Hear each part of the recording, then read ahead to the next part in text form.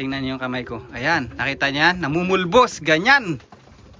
Ganyan yung malalaman mga lodi kung nasa kondisyon yung mga ibon nyo. Oh, ayan mga lodi. Comment down below. Ganito rin bang kalinis ang inyong kulungan?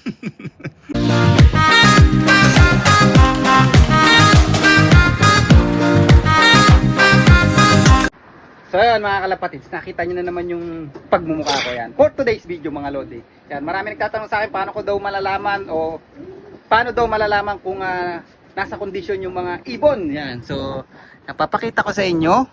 Bago ang lahat maglilinis muna tayo ng loob mga lodi. So samahan nyo ako today. Let's go! Oh yan mga lodi. Comment down below. Ganito rin bang kalinis ang inyong kulungan? Look at the droppings mga lodi. Tapos molt na sila. Ang dami nang nagbabagsakang balahibo. Ayan. So ayan sila ngayon, mga racer natin. Saka yung mga bagong win natin. Yan oh. Pucha, gaganda talaga no. Pati yung dalawang wheel na yun oh. Yan, ganda oh. May sibat sa mata oh. Tapos asan pa ibang mili. Nagtatago. Ito pa isa, nagkakamot. Ayun pa, mili fight uli. Saka itong nag-iisang dark checker white flight mga lodi. Ayan. Alright. Ito yung mga racer natin. Nagmumolt na. Magkayod na tayo ngayon mga lodi. So pagka race mga lodi.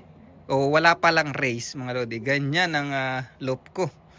Basta ang mahalaga dry. So baka magtanong kayo. Kasi sigurado may mga nagko-comment din last time. Bakit daw plywood yung flooring ko, bakit daw hindi ko lagyan ng mesh wire sa ibabaw para hindi naapakan yung tae. So ang sagot dyan, kasi dito sa New Zealand, although maganda yung ganun, lagyan ng mesh wire, pag may plywood na yung cover nyo, maganda yun. Kaya lang dito sa New Zealand, kaya plywood din yan ang cover natin kasi malamig dito pag winter. Ayan, kaya para ito lalagyan ko ng lona to pag winter para hindi makapasok yung lamig or yung moist. Ayan, para hindi magkasakit yung ibon natin. Para hindi masira ang conditioning.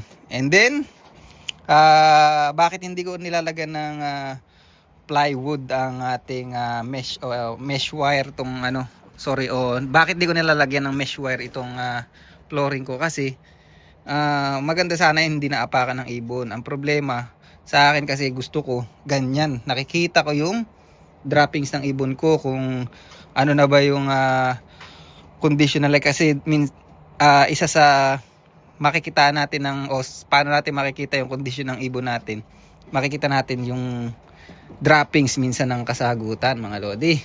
So yan, mahalaga lang naman dry siya. Yan, saka pagka race na mga lodi, halos 2 times a day ako naglilinis ng droppings nila. Pero pag walang race, siguro 3 times a week. Yan, doon lang naglilinis. Pero pagka oras ng race mga lodi, malinis na malinis yung loop natin. Yan, makita nyo naman oh. Yung alikabok. At saka yung mga droppings. So anyway, linisin na natin to. Kaya rin natin palalabasin ko muna itong mga racer ko para habang lumilipad sila, naglilinis ako. Alright. So ayan ang ating mga racer. Hiniwalay ko yung mga young bird mga lodi.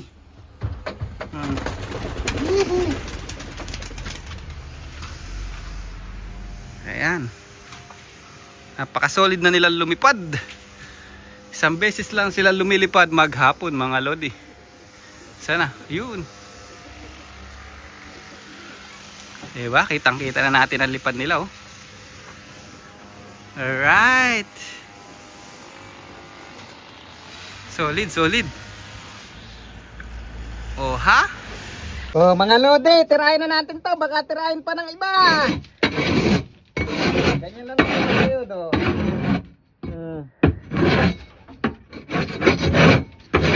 Ganyan lang maglinis.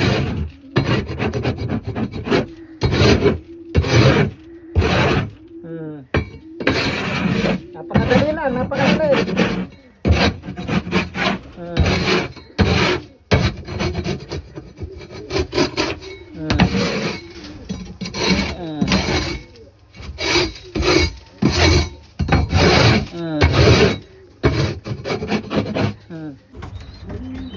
Ayan mga lodi, mukhang Mukhang loop na naman ang ating loop, mga lodi.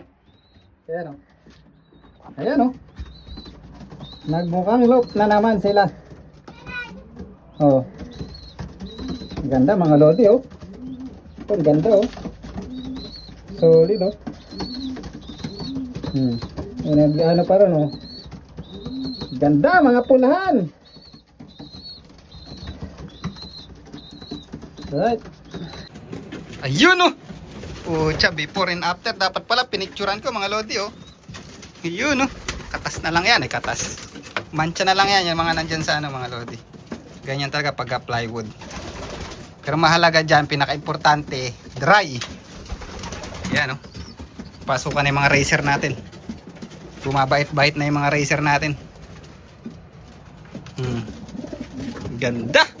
Kinis na naman. Pwede na naman dumihan. Oh, putya, napakadami mga lodi.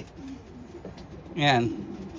Pero may iba dyan, breeder natin. Sa susunod, pag nayari na tayo dun sa mga pinapapisa natin, ihiwalay na natin yung kak sa kahin o yung mga breeder natin. Gagamitin natin isang section, tapos meron akong isang malaking cage doon natin lalagay yung kak or hen. Alright. Ayan. Malalaman nyo mga lodi pag nasa kondisyon yung ibon nyo. Siyempre yan, walang sakit, malalaman yan kasi yan, malakas kumain. Yan, malinis yung balahibo, alam niyo yun, walang dumi-dumi, walang tai-tai yung katawan. Yung tuka nila namumulbos, pati yung paa namumuti or malinis mga lodi. Yan, kasi kung ang ibon nasa kondisyon, pag kunwari nasa perch mga lodi, kung ang perch nyo yung mga ganito mga lodi. Tapos yung nasa kadapo dun sa ilalim nataian nung nasa taas, hindi didikit dun sa balahibo niya, madaling matanggal mga lodi.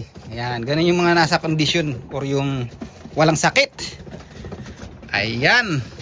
Tapos ang perch nyo, kung ganito ang perch nyo, malalaman nyo mga lodi kung nasa kondisyon yung ibon nyo. Ganyan oh. Tingnan nyo yung kamay ko. Ayan, nakita nyo yan, namumulbos, ganyan. Ganyan yung malalaman mga lodi kung nasa kondisyon yung mga ibon nyo or walang sakit. Dry yung perch. Ayan oh. Ayan, dry, namumuti, di ba? Pulbos. Ayan, dry yung loop mga lodi. Kasi kung may sakit ang ibon or wala sa kondisyon yung ibon, basa yan mga lodi, yung dropping sila, nagtutubig dyan. Tapos dito, saka yung ano mga lodi, kung nagkakalapati kayo, alam niyo yan, walang masangsang na amoy. Although ang ipot ng kalapati may amoy, pero alam niyo yung hindi kanais-nais na amoy or hindi normal na dumi ng kalapati yung amoy. Iba yung amoy mga lodi pagka may sakit yung ibon, masangsang. But pagka ganyan, kunwari kalilinis nyo lang ng loob, pag pumasok kayo sa loob ng loob at nag-inhale, exhale kayo mga lodi, yan, nag-inamoy-amoy nyo, wala kayong maamoy na droppings. Ganyan ang nasa kondisyon o walang sakit mga lodi. Ayan o. Malapit na tayo mag-vacuum mga lodi, yung trapping natin. Yan, pinapakain ko muna itong mga young bird or mga racer natin, tapos susunod natin yung breeder dun. Ayan, kailangan pa natin ng patuka na ganito. Magpapagawa tayo ng ganito mga lodi para hindi matagal. Pero gusto ko kasi pa isa-isa nagpapakain sa kanila mga lodi para nakikita ko yung galawan nila. Yan, nakikita nyo, gutom pa yun. Saka malakas, maligsi mga lodi, hindi yung laging pag nasa perch nakatalong ko. Katulad kanina nakita nyo, nagpalabas ako ng loop, lahat sila lipad. Yung iba pagka may sakit nag-i-stay dun sa loob mga lodi. Ayan, nakatalong ko lang, nag-i-stay, hindi lumalabas ng loop. Yan ang mga may sakit, dun yung malalaman mga lodi. Ayan o, tingnan nyo, paubos na yung pagkain nila mga lodi oh. Ayan mga lodi, solid.